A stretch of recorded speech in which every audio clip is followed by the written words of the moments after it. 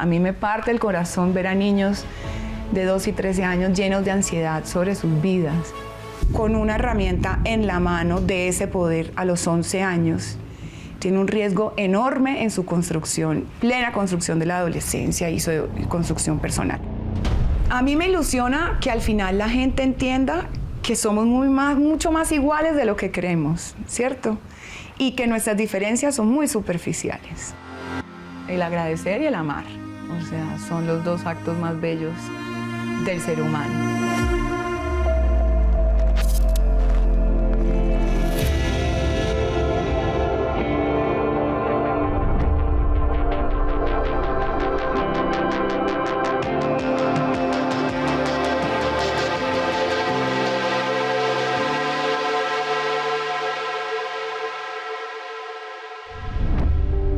Sobre los excesos y las omisiones, y entre ellas las distintas formas de vivir que pueden distanciarnos o separarnos de lo que nos hace feliz y por el contrario sumergirnos en un mundo de mentira y de infelicidad.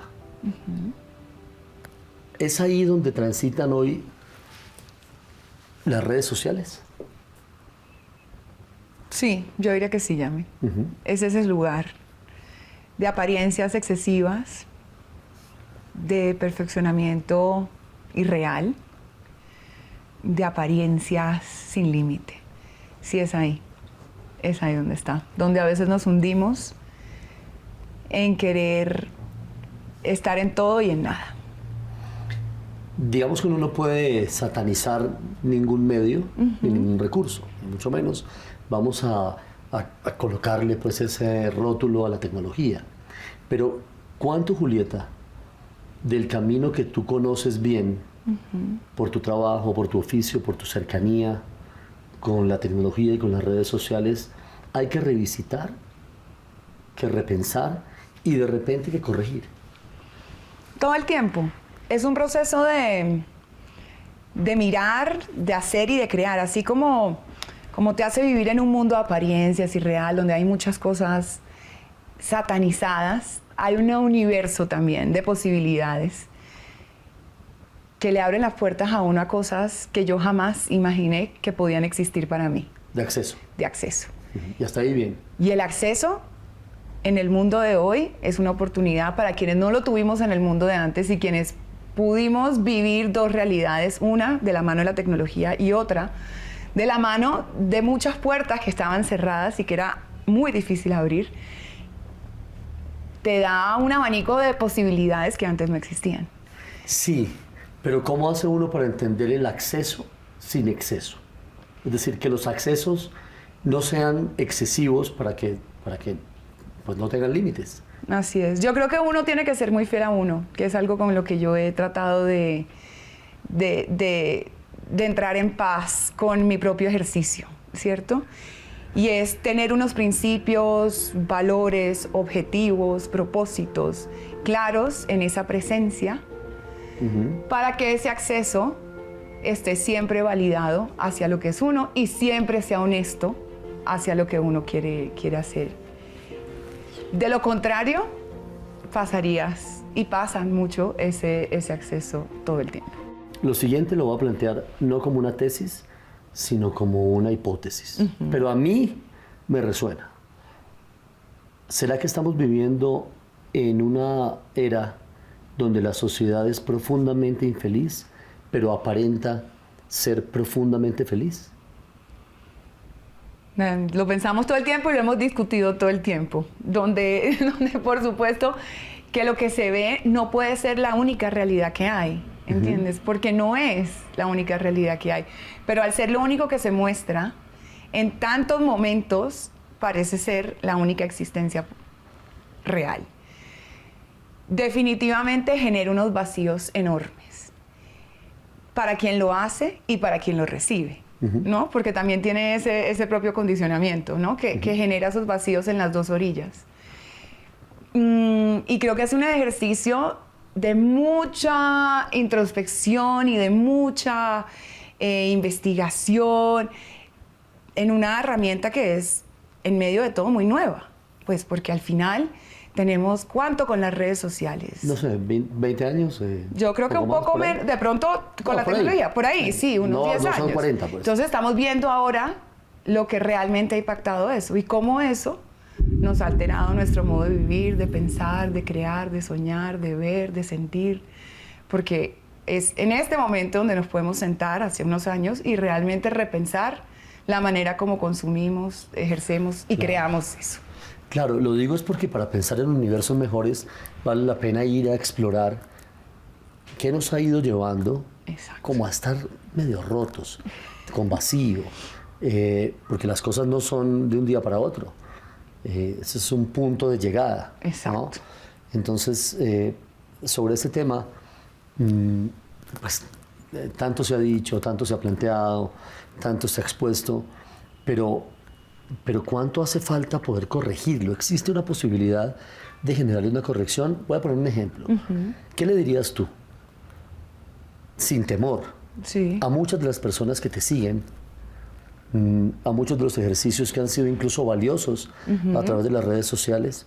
¿Qué le dirías sin temor de cómo prender unas alarmas para que eso no los despiste? Y voy a utilizar una palabra tuya, y no los altere. ¿Qué les dirías?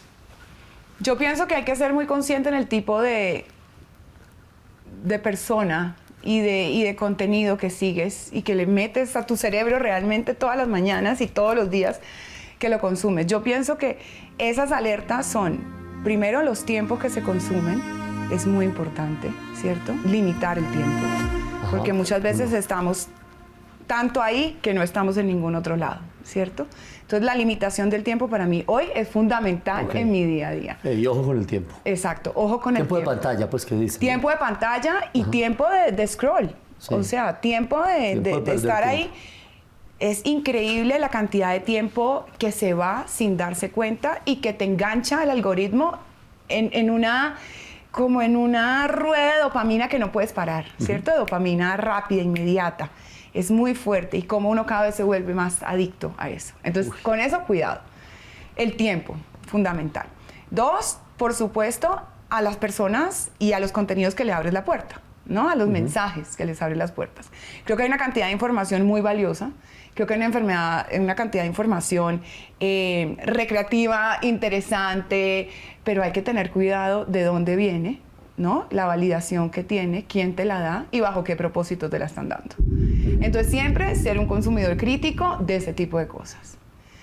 Y 3, lo que tú compartes. Crítico, perdón la interrupción, crítico significa no tienes que creer en todo lo que te están brindando. No tienes que generar unos patrones y convertirlos en modelos y validarlos porque sí. Porque sí, porque alguien te los está diciendo. Así es una persona que quieres, así es una persona que te parezca que tenga los títulos. Exacto, que te llame la atención, que además puedes admirar.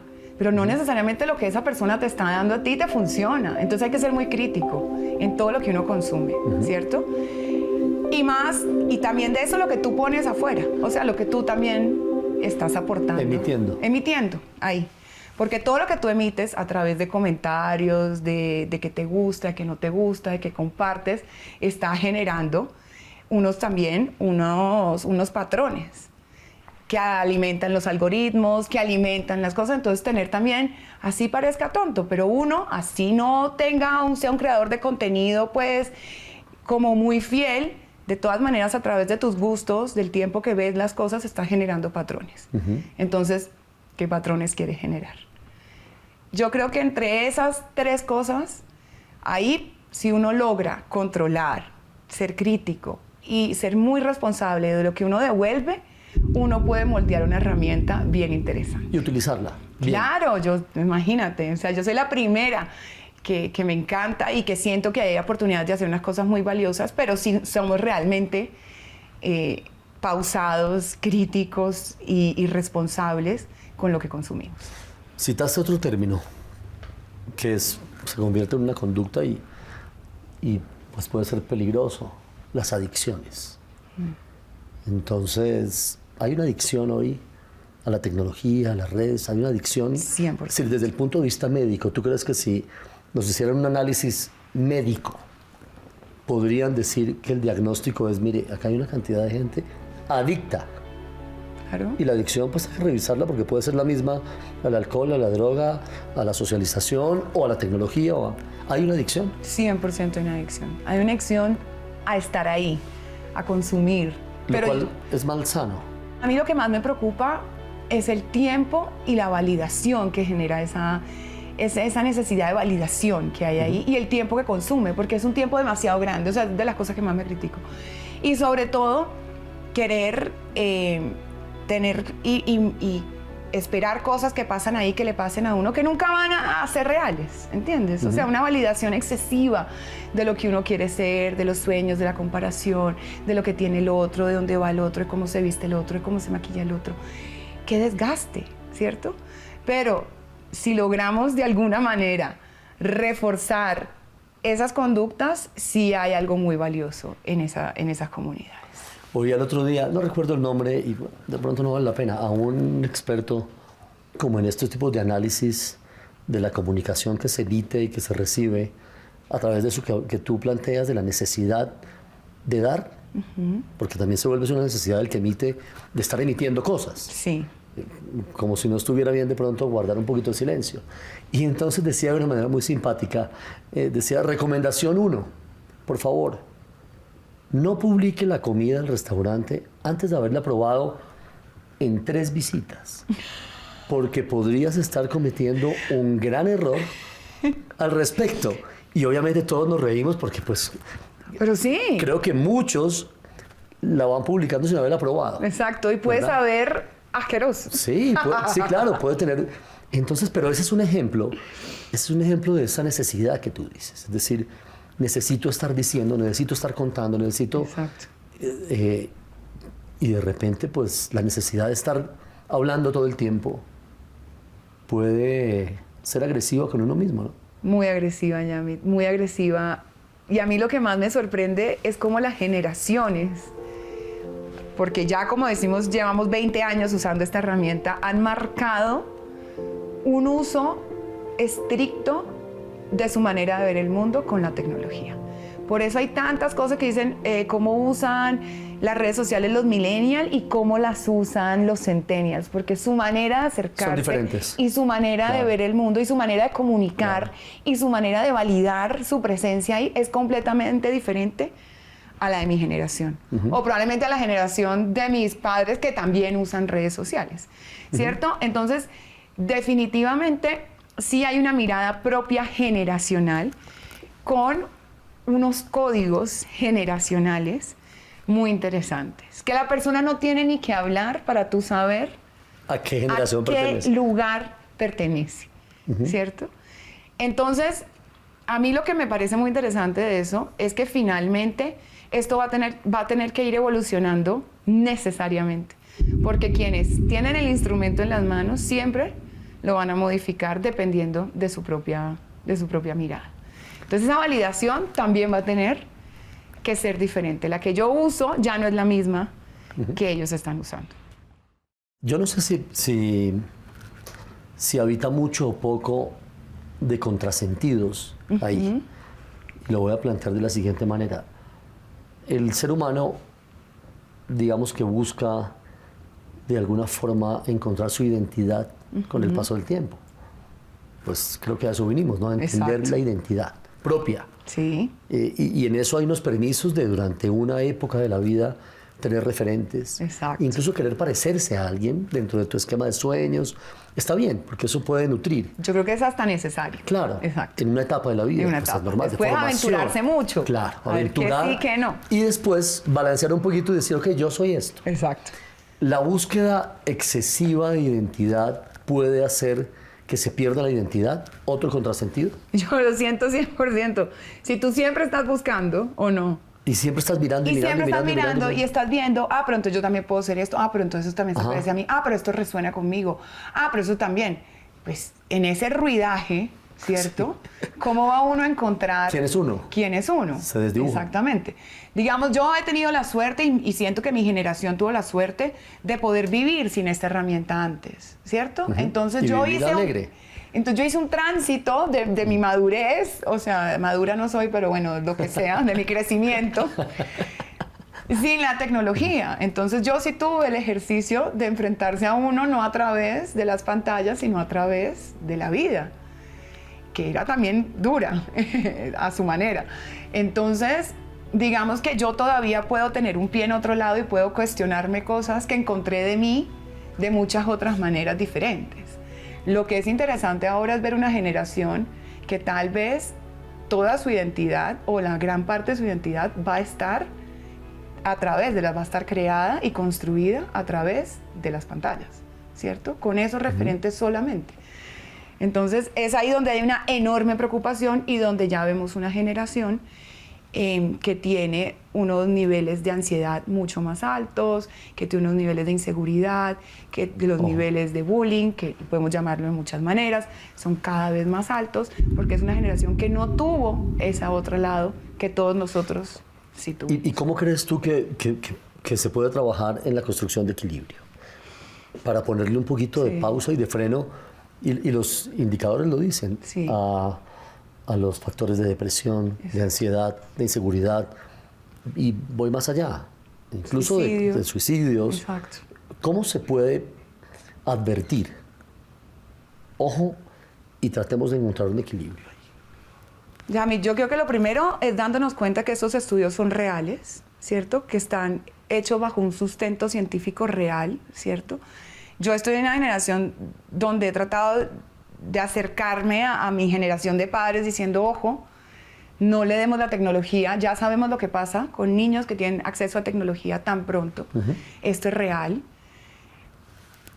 Y para mí la primera bandera que hay que subir es el acceso tan temprano a las redes sociales. O sea, eso es determinante en la construcción de una persona y de un niño que aún no tiene una identidad formada, que no tiene una seguridad. No sabe cómo gestionar eso. No sabe cómo gestionar esas emociones, no sabe gestionar los comentarios, adicional al riesgo que hay al abuso a través de las redes.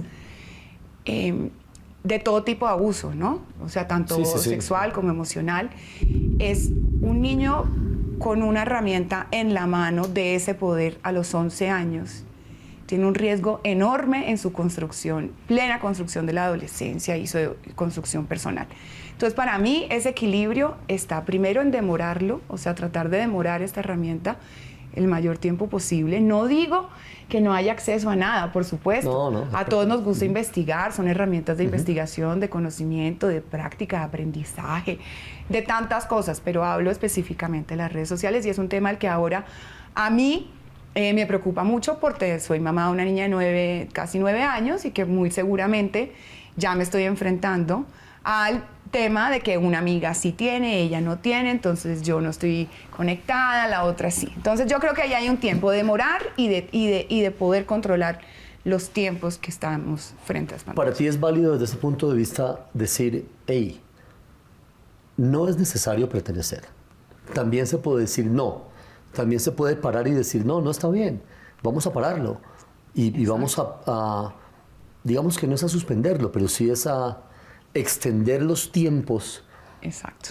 Hasta que haya un poquito más de preparación. Se vale mandar un mensaje diciendo no.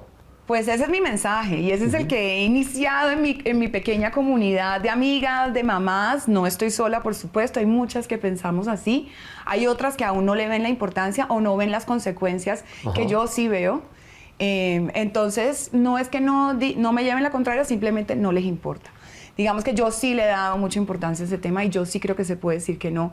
Claro, es mejor decir que no cuando estás arropado por una comunidad, ¿entiendes? Cuando la escuela, el colegio, la institución académica donde está tu hija, pues tiene también unas normas bien claras del uso de la tecnología, donde otros padres comparten la misma filosofía, pero pues por supuesto que empieza desde cada uno y desde su educación y se puede decir que no y sobre todo tener la calma y la paciencia para saber que estás tomando una decisión en pro de su propio desarrollo, de nada más. Sí, me has citado varias veces el tiempo y los tiempos. Sí. Para construir una opinión, pues se necesita tiempo. Tiempo. ¿Verdad? Porque hay que investigar, porque hay que tratar de entender ciertas situaciones, ciertos impulsos. Si la opinión no puede ser un recurso inmediato, sin filtro. Exacto. Entonces está bien que se abra un poco el espectro, pero no se están construyendo unas opiniones muy rápidas y muy ligeras. Yo creo que por ese mismo afán de querer estar ahí todo el tiempo, ¿cierto? Y de tener que tener una presencia, pues te obliga y ha obligado a mucha gente, y me ha obligado a mí, equivocadamente también a veces, a tener que tener opiniones muy afanadas. ¿Sobre algo? Sobre algo. Diga ya. ¿Qué Diga piensa? ya, es Sí. que está pasando esto, entonces, ¿Cómo ¿usted lo qué dijo? dice? Sí.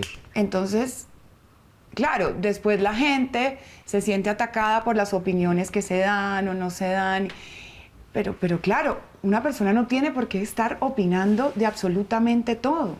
Exacto, Cuando todo. una opinión es verdadera y cuando no, bueno, todo el mundo tiene derecho a opinar, pero cuando es una opinión debe ser construida con el tiempo, con la investigación, sobre todo con el estudio o con la reflexión, no necesariamente el estudio. Pero esa necesidad de tener que estar en todo y de tener que mojarse en todos los aguaceros genera que la gente opine un poco sin la reflexión, que es lo más grave. Y genere todas esas conversaciones que a veces son mucho ruido, más que aportes reales. ¿Tú te has sentido manipulada alguna vez por el ejercicio? ¿Te has sentido como que dices, "Mierda, yo creo que caí un poco en la manipulación del algoritmo"? 100%. Estoy siendo víctima de esto y no me he dado cuenta y me arropó. Lo he sentido en muchos momentos, también el primero, y creo que muchos que lo hacemos, era no poder disfrutar el presente por tener que estar grabando y por tener que estar mostrando, ¿cierto? Y eso es una presión horrible porque entonces tú estás acá y yo, "Ay, pero y entonces han pasado 20 minutos y yo esta noche no voy a tener nada que subir, entonces ¿qué voy a subir? Entonces ¿qué hago? Entonces me estás hablando, no te puedo poner atención porque te estoy grabando, pero dime, pero te estoy subiendo, entonces no puedo estar aquí, ¿cierto?" Ese fue fácil, aparentemente fácil de corregir, digamos, y logré reencaminar eso. ¿Cómo lo hiciste? Perdón, pero... Sí. pero- Un poco con la pausa, de que no tiene que ser una cosa inmediata. O sea, yo tengo el derecho a elegir qué muestro, qué no muestro, cuándo lo muestro y bajo qué historia la muestro. Y en esa construcción yo soy dueña de mi propia narrativa. Y cuando yo armo mi propia narrativa, soy dueña de mis tiempos, ¿cierto? Entonces no es necesariamente mostrar exactamente todo lo que hago, sino qué de lo que hago es valioso, qué de lo que hago construye esta idea y qué de lo que hago sirve y no sirve. Entonces digamos que ahí construí un puente que me permite estar en los lugares, grabar lo que me gusta, después lo miro, después pienso si vale la pena o no. No tengo que estar en el rol de la inmediatez. Quienes de pronto están ahí tienen hoy más seguidores y lo aplaudo. O sea, y los felicito porque sé que es un sacrificio muy grande, porque se han perdido en muchas cosas, porque han dejado de sentir con sus amigos, familiares, muchas cosas, pero yo creo que fue como un proceso personal que a mí me da mucha paz. Entonces tiene sus sacrificios seguramente, pero prefiero sacrificar ahora, no ser de pronto la que tiene el contenido más caliente, pues la prioridad, no, a tener un poquito de más tranquilidad y paz en mis días, ¿cierto? Lo otro que siento que me he sentido muy presionada es a opinar. En este país cuando pasa algo, si opinas bien y si no opinas también. Entonces empiezas una presión general a qué es lo que tú tienes que decir. Y no importa lo que digas, casi nunca vas a poder satisfacer a todas las opiniones. ¿Y cuánto de eso está manejado por dar una opinión que guste, Exacto. que cale? No la opinión No la que tú puedas real. tener. Exacto.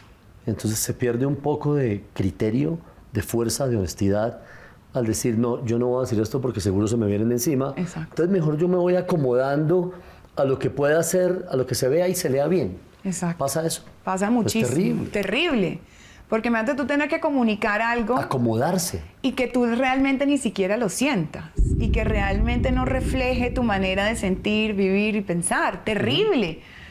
Entonces, pero mucho de eso es porque tu opinión aún no está bien madurada. Establecida. Ajá. ¿Entiendes? Porque si tú tienes una opinión bien Sólida. a Pues ti la no te mandas. importa. A mí no me importa. ¿Cierto? Que te la critiquen o que no te la critiquen, pero cuando recibes esas discusiones o ataques o críticas o como le quieras decir, pues uno está en paz porque uno dice, pues que yo pienso así, o sea, esta sí es mi opinión, o sea, esto sí es. Pero si tú no estás convencido por el tema que sea y simplemente te has acomodado y has hecho el ejercicio simplemente por responder a un impulso en el cual sientes la presión, cuando recibes las críticas, que las vas a recibir igual, pues te dan 1000 veces más duro, o sea, te cuestionan más, te derrumban más, porque ni siquiera es lo que realmente tú piensas.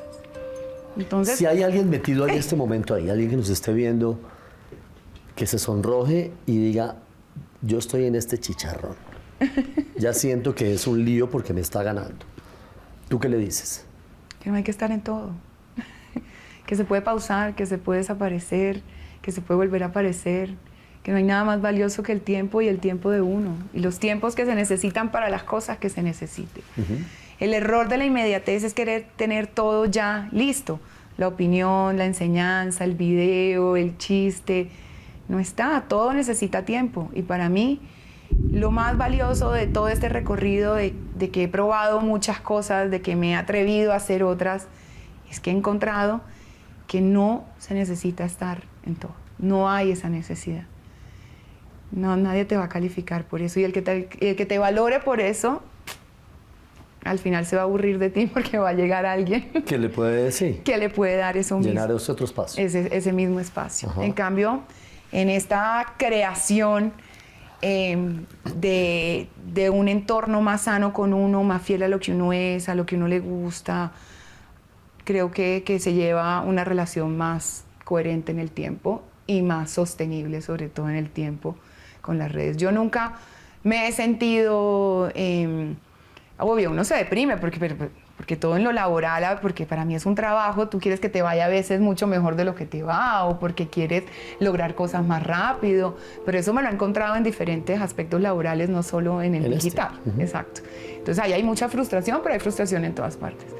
Pero creo que la pausa y la calma me han traído los mejores momentos de esto. Hay mucha vanidad ahí.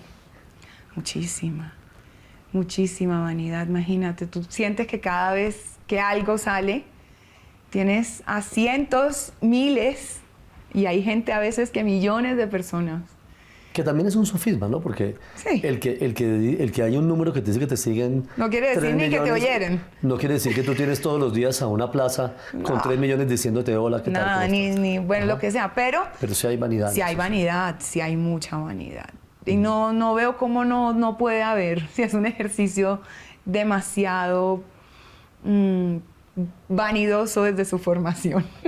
Entonces, porque así uno de una opinión, así uno cree, estás compartiendo algo que tú crees que es valioso para alguien más, ¿cierto? Y ese ejercicio es vanidoso. ¿Cuál de los valores de la vida para ti como individuo son importantes? Para mí, la honestidad ¿sí? sería el primero, el respeto sería el otro, la tolerancia sería el otro. ¿Alguno de esos tres navegan bien en el universo del que estamos hablando en las redes sociales? La honestidad, el respeto y el último que me dijiste fue... La tolerancia. ¿Y la tolerancia? Pregunto. La tolerancia sin duda no. La tolerancia no. ¿La honestidad? Yo pienso que sí. Yo pienso que hay gente que ha logrado ser honesta. Yo sí creo que la hay. No digo que sea todo el mundo, pero yo creo que hay gente que sí es honesta. Y yo creo que hay gente que se ha quitado muchas barreras de vanidad y ha logrado no acomodarse, digamos. Ya. Sí lo creo. Entonces, y el respeto es muy difícil, porque al ser un mundo efímero, ¿cierto?, de pantallas, es muy difícil encontrar los límites. Y creo que hay un mareo ahí de límites, de gente que cree que porque tú no me conoces a mí tienes derecho a decirme cosas que nunca me dirías, sí, ¿cierto? Claro, porque hay un anonimato. Entonces, ahí. Tú nunca me vas a enfrentar a mí. No sabes ni quién soy, ni dónde estoy, ni qué pienso. Exacto, lo estoy usando una cuenta falsa, cualquier cosa. Entonces, a mí no me importa, ¿cierto? Sí, ¿sabes por qué lo formulo? Porque muy probablemente se ha hablado de que la sociedad está construida hoy en el antivalor, ¿no? Entonces, ¿cómo puede vivir uno en paz cuando los valores que uno persigue como ser humano No están ahí. no están donde tú pasas el 80% del tiempo? Entonces uno dice, pero pues, no, explíqueme porque no lo entiendo. ¿Cómo decir, venga, si sus valores no se están llenando ahí, pues busque alguna de esas posibilidades tecnológicas y de redes donde sí se alimente, para que no haya ese choque todo el ese tiempo. choque tan profundo, ¿no? Que a veces se está volviendo muy simple. Y es que yo creo que le queremos poner tantas responsabilidades o tantas peso a una herramienta que no las tiene, ¿entiendes? Uno no debería buscar la construcción de nada de lo que es uno en ese lugar. Ajá. Es como, cierto, uno no va a ser un gran atleta a un bar. Es que ese no es el Ese lugar. es un gran ejemplo. ¿Entiendes? Uno es Wow. un gran atleta en un gimnasio, en una pista, yo qué sé, en donde sea su disciplina. Nadie iría a buscar eso a otro lugar, ¿cierto? Entonces, así siento yo que le otorgan a este espacio unas responsabilidades que no tiene. Entonces, ahí no se construye una identidad, ahí no se construyen unos valores. Muy importante eso. Entonces, ¿por qué querer que ahí pase eso? ¿Dónde se construye? ¿Dónde se han construido toda la vida? En tu casa, con tu familia, con tus amigos. Ujú. En la vida íntima, puede La ser. vida el mundo íntima, íntimo. ¿cierto? El mundo privado. Tu mundo privado. ¿Por qué quieres ahora darle esa responsabilidad? ¿Quieres darle responsabilidad de la vida social, de la vida amorosa, de la educación, de la política? Ay, amigo, o sea, no se puede. ¿Sí? Entonces, creo que hay una mal concepción de que ahí podemos encontrarlo todo. Y no, ahí no está todo. Ahí hay unas cosas muy interesantes, pero no está el todo. Tú provienes de una formación de antropóloga. Sí, Entonces, si yo te preguntara, ¿qué de la antropología sí. involucrarías tú en el mundo de hoy que va tan rápido y donde todo es tan efímero? Mira, ya ha sido, para mí a veces un viaje mágico porque entiendes de alguna manera la concepción de ver el mundo de diferentes rincones en un mismo lugar, ¿cierto? La manera como las mujeres se ven a sí mismas, cómo consumen, cómo hablan, cómo se acercan desde diferentes rincones del mundo tratando de captar la atención de la gente. Entonces allá hay un universo de mucha información que es muy interesante porque hay una adaptación de diferentes culturas a un mismo espacio, ¿cierto? La adaptabilidad. La adaptabilidad. Entonces no importa si yo vengo del mundo árabe o vengo del mundo occidental o vengo, cómo me apropio de esto, cómo lo vuelvo una herramienta útil y cómo construyo una comunidad, ¿cierto? Entonces ahí hay cosas que a mí me llaman muchísimo la atención. Porque si algo nos gusta en la antropología, y creo que hablo, es la adaptación, ¿cierto? El ser humano es un animal 100% adaptable. Eso tiene sus cosas buenas y sus cosas muy malas. Pero hay que entenderlo como algo bueno, que entiendo, dices, es el ser humano tiene la capacidad de adaptarse. Tiene la capacidad infinita de adaptarse y lo que ha hecho durante toda la historia de su evolución es adaptarse. Y querer hacer la vida, aunque la gente no lo vea, más longeva y más fácil, que ha sido una construcción maravillosa si uno la analiza en la línea del tiempo, porque realmente ha sido una evolución muy rápida y una evolución que ha dado unos resultados impresionantes. Lo que pasa es que, bueno, estamos acostumbrados a que todo esto se nos da, pero la media de edad hace unos 200 años era 30. de 40 años de pronto. Hoy tenemos una media de edad de casi 80 años o por encima de los 80 años. Logramos alargarle la vida a través de ¿qué? De salud, de nutrición, de adaptación, de información. Y eso, para mí, siempre el mundo, desde mi forma de ver, tiene muchas cosas positivas que se han logrado como humanidad. Así tengamos eso. Y todo, y a través de las redes sociales, lo que yo siempre quiero ver es cómo nos adaptamos a diferentes... O sea, hay una observación ahí de ver la adaptación del individuo al crecimiento al crecimiento del mundo, a compartirlo. Pues al final estás compartiendo. ¿Qué te ilusiona de eso? A mí me ilusiona que al final la gente entienda que somos mucho más iguales de lo que creemos, ¿cierto? Y que nuestras diferencias son muy superficiales, porque sí que lo son. O sea, al final son diferencias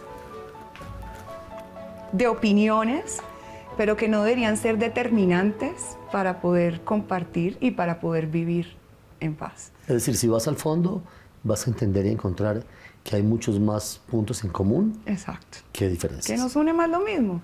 Nos une la familia, nos une el amor, nos une la salud, nos une la diversión, la risa, el humor. Incluso la tristeza. La tristeza, la nostalgia, el miedo. Eso es lo que nos une, ¿cierto? Desde qué orilla tú lo has aprendido a vivir, es una discusión que es interesante de dar, pero no tiene por qué determinar una manera tan radical de ver la vida. Entonces, yo siento que a través de eso he encontrado personas que nos gusta lo mismo, pero que vivimos en rincones diferentes y que nos podemos conectar con lo mismo. Es decir, como que generas más una comunidad, Exacto, como un núcleo. Un núcleo. Y esos núcleos han ayudado a mujeres que están criando hijos solas, mujeres que tienen niños con cierta enfermedad, claro. Amantes de las mascotas, amantes del océano, de los animales, no sé, de la salud. Entonces tú enterrarías esa bandera de decir, hey, encontremos en este espacio Exacto. unos elementos de unión. De diálogo, de donde unión. nos sentimos acompañados y nos sentimos con cierta Exacto. similitud. Es que yo creo que eso está hecho para crear comunidad. Y comunidad alrededor de lo que a ti te gusta, porque tienes la posibilidad de escoger el universo que tú prefieras, ¿cierto? Que eso es lo bonito. Yo voy a hablarle a unas cosas y no hablo de otras. Entonces, ¿tú a qué comunidad quieres pertenecer? ¿En cuál quieres aportar? ¿En cuál quieres discutir? ¿En cuál quieres mostrar? Y es ahí donde hay, para mí, un universo de posibilidades interesantes de crear esas comunidades sin importar las distancias, los idiomas o la crianza. Ese dicho antiguo, no sé qué tan antiguo la verdad, pero dice que todo tiempo pasado fue mejor, porque es como una añoranza y tal, Sí. en el cual pues no vamos a caer, evidentemente. Evidentemente sabemos que no. ¿Por qué no? Porque seguramente hay cosas del pasado muy valiosas, del presente no. otras y del futuro también. Exacto. Pero ¿hay algo que tú extrañes de otro tiempo? Yo extraño, sí, yo extraño un poco la privacidad. O sea, no porque yo sea una figura, yo no soy una figura pública o sea, que me sienta invadida en mi privacidad, de ninguna manera. Pues he trabajado en algunos medios y todo, pero nunca me he sentido, pero sí siento que todos tenemos un ojo encima para cuando hacemos las cosas mal, ¿cierto? Y siento que ese derecho a equivocarnos debería ser parte de un proceso natural y debería estar rodeado por cierta privacidad que hoy no hay, porque todos tenemos derecho a equivocarnos. Pues hace parte de vivir. Hace parte de vivir, de crecer, de transformarse, de repensar, pero si tú todo el tiempo te sientes vigilado, pero no solo yo, tú, todos estamos vigilados, ¿cierto? Pues creemos que esas caídas y esos errores se vuelven pues derrotas infinitas en el alma porque están maximizadas por unas lupas que no deberían ser. Entonces digamos que yo a veces quisiera proteger el derecho a equivocarse, a embarrarla, a poder transformarse sin que haya tantos ojos encima. ¿Y eso se puede cómo? Yo creo que respetando el de al lado, o sea, siento en que si yo normalizando un poco el derecho a equivocarse y a no tener que estar mirando, juzgando tanto a la gente por las cosas que dice. Hay un fenómeno ahora en redes que es muy fuerte, que es el cancelled culture, o bueno, la cultura de la cancelación. Y es un fenómeno muy interesante porque, que lo hemos vivido mucho, solo que ahora tiene un nombre, que es cuando algún medio, marca, persona se equivoca, lo cancelan. Quiere decir lo cancelan, es que de un momento a otro su opinión deja de ser importante, relevante, válida, o sea, ya no existes, o sea, no tienes... Grave, ¿no? Grave. Ahora, hay hay unas cosas que tal vez merezcan Exactamente. esas cosas, porque sí las he visto que uno dice, bueno, no. Por ejemplo, los mensajes violentos, listo, chao. está Listo, bien. los mensajes violentos. Pero te estoy hablando, no sé, de personas que tal Pues de vez errores naturales. cometen errores y tienen que además vivir con esta presión encima de ser cancelados. Y es que la palabra cancelarte es una palabra fuerte. Pues, Entonces, yo simplemente creo que uno no debería juzgar tanto, no debería emitir tantas opiniones sobre la vida de los demás que se muestra a través de las redes sociales, porque nunca vamos a saber realmente el trasfondo. Entonces, eso, yo sería como ahí, como una cosita que sería interesante poder cuidar. con eso del error me recuerdas una frase de... Hoy un gran conferencista, cirujano por mucho tiempo, Mario Alfonso Puig, español él, que dice, citando a alguien más, ¿eres tú, con tu capacidad de entender lo que sucede, si al tropezar piensas que caíste en un hueco o en una tumba? Wow, lindo. Sí, porque algunas veces el mundo exterior, peligrosamente, te hace sentir que si tú caíste, acá este escalón, no tropezaste el escalón, sino que de una vez te dice caíste Chao. en una tumba y te sepulta. A propósito de lo que Sí, me sí, estás sí. planteando, la cancelación y eso, ¿no? Exacto. Eso da mucho miedo. Y eso me claro. genera a mí mucho miedo. Por eso te digo que si yo, y porque me ha tocado, y porque lo he vivido, y porque he estado cerca, muy cerca. Y eso da mucho miedo. Eso da muchísimo miedo. Y es un miedo que es un miedo nuevo, ¿cierto? No es un miedo moderno. Ujú. Es el miedo a la cancelación. Y al caer, porque de ahí se deriva la cancelación, viene del error, de Claro. la equivocación, de caer o de... Entonces, sobre todo pienso, listo, yo tuve la oportunidad de poderme equivocar sin que me equivoque. Dios, tú que si has visto todas mis equivocaciones. No más, al Y contrario. entonces, ahora esta nueva generación no va a tener esa posibilidad de poderse equivocar en privado, en su propia... Eso no puede ser. Eso no puede ser, eso no puede ser, eso no puede ser que una niña o un adolescente o una joven, ¿cierto? Entonces, Crezcan claro, con ese- crezcan con ese miedo. Entonces, yo siento ahora que lo que hay, y si tú ves cómo esa generación se acerca a las redes sociales, tiene otra manera de acercarse. Porque hay unos miedos ahí. Hay unos miedos a opinar, hay unos miedos a decir, hay unos miedos Hacer. a hacer. Hacer como es. Exacto, por caerse. Entonces, digamos que eso es lo que me genera un poco de angustia, porque todos tenemos el derecho a hacerlo y volverlo a hacer las veces que sea necesario. Y se puede decir también en voz alta ahí, ¿no? Es decir, tranquilo, equivóquese, caiga, entienda que la vida está hecha de esas múltiples posibilidades de volver a hacerse, de volver a rehacerse, de aprender de los errores. Exacto, que si ese emprendimiento no funcionó, no pasa nada, vendrá otro. Sí, o Si esa quizá una conferencia no relación, vendió, sí. no pasa nada, Sí. vendrá otra mejor. Y por el contrario, en la medida en que más trabajes sobre ello y más vayas una vez más y otra y otra y otra, eso te va formando. Te va formando y te va construyendo. Pero si estamos todos validando solamente nuestro éxito, y estamos validando los aplausos, y estamos validando, son estas grandes figuras, ¿cómo hace uno para construirse si la construcción es un caer constante? Sí, casi como plantear, ¿qué pasa si nos olvidamos del éxito? Exacto.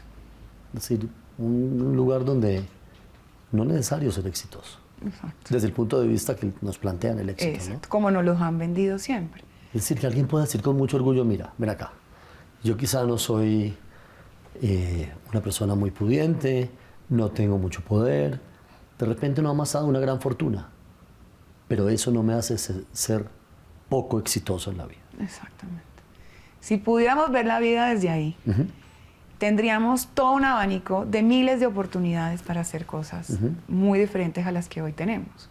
Porque si hoy tenemos el éxito visto como lo tenemos, y además reforzado de esta manera, ¿cierto? Sí, inclemente. Inclemente, ¿cierto? Que es que si no tienes la validación de los otros, el aplauso, y ya antes habían pocas maneras de llegar a ese aplauso, ¿cierto? Porque habían, Claro. pero ahora tienes esta herramienta que todo el día Te distrae. te distrae y no te deja encontrar otro propósito diferente a ese.